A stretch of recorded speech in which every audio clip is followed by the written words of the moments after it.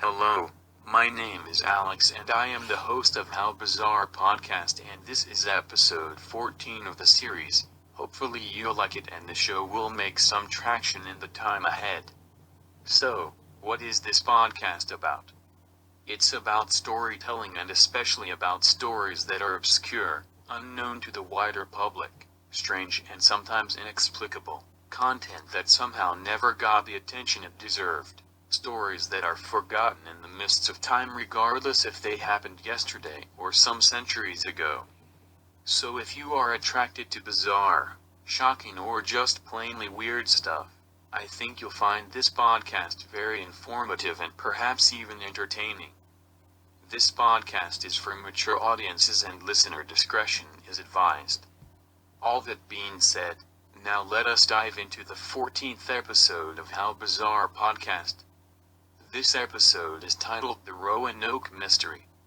European colonization of North America could be simplistically called a tragic event, but it all started with a mystery that endures to this day. In 1587, about 115 colonists settled on Roanoke Island off the Atlantic coast of present-day North Carolina. The supply of the colony was done by ships, but at that time there was no way to maintain regular traffic between England and the island as an object of colonization. This expedition was financed by none other than legendary English explorer Sir Walter Raleigh in his attempt to establish permanent English presence in North America. On several occasions from 1587 to 1588 ships came and went from the island where, despite some problems, the situation was fine. Even the first English was born on American soil.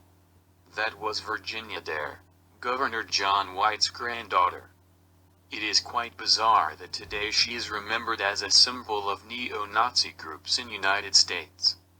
Due to the Anglo-Spanish War, the one with the Great Armada and the even bigger storm that scattered it and saved England, reduced sea traffic to the point of stalling, the colony remained without contact with the outside world for 3 years.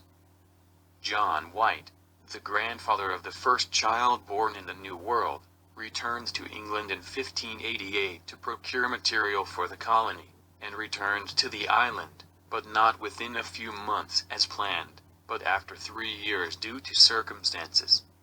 And oh boy, did he had something to see. Or rather he did not had, because there was no trace of the inhabitants. All of them disappeared, and to this day their fate is unknown. Vanishings of individuals are regular occurrence, but 115 people at once?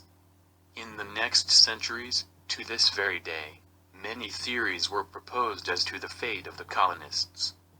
Not much in the way of traces was left. English had arrangement with John White to carve the location of their eventual departure position, and indeed, rather vague inscription Croatoan was found carved up on several trees. On one site there was a carved Maltese cross in wood, but no one knew what it represented, and as such only added to the mystery. There was an island 60 nautical miles or 110 kilometers southwest of Roanoke that was named Croatoan, but I am not sure when it was named as such, before or after the vanishing. If it was before, then the carvings simply meant that the colonists moved to the nearest island. Croatoan, however, was inhabited by Hatteras Algonquin Indians, and the debate of the first contact among the two groups is still ongoing. Did the English settlers form the first melting pot of North America? There is some evidence that points to that conclusion. Archaeological findings, although scarce, do tell about findings of Elizabethan artifacts mixed with Native American ones on Hatteras Island, formerly known as Croatoan. Then there are Dare stones, carved stones that explain colonizers' destiny in a way. Unfortunately, there is almost a consensus among historians that the carved stones are a 19th century hoax. John White didn't stop looking for his folk, his wife, children and granddaughter. On the contrary, he sailed to the Croatoan island but was forced to abandon approach because of a violent storm that nearly capsized his ship. In expectation of better conditions, he sailed south to the edge of the Caribbean in search of the lost colony. As he was returning back, strong currents and eastern-bound winds carried him too far, so far in fact that he decided that the safer bet is to return to England and later to organize another expedition. Unfortunately, John White will never manage another trip to the New World due to financial and health issues, so the one and only chance to discover the fate of the lost people was lost forever.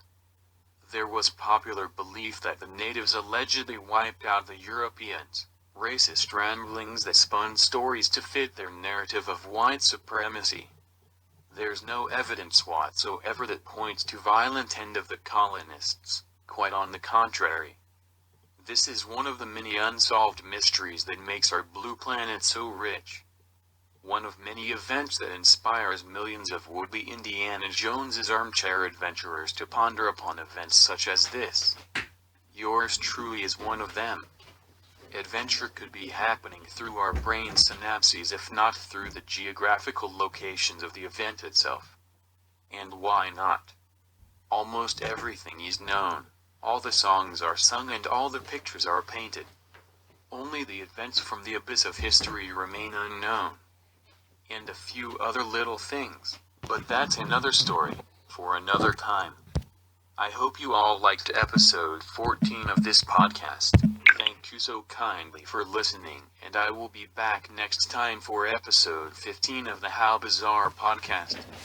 If you enjoyed this episode, please consider liking, sharing, and above all, subscribe to this channel, dear listener.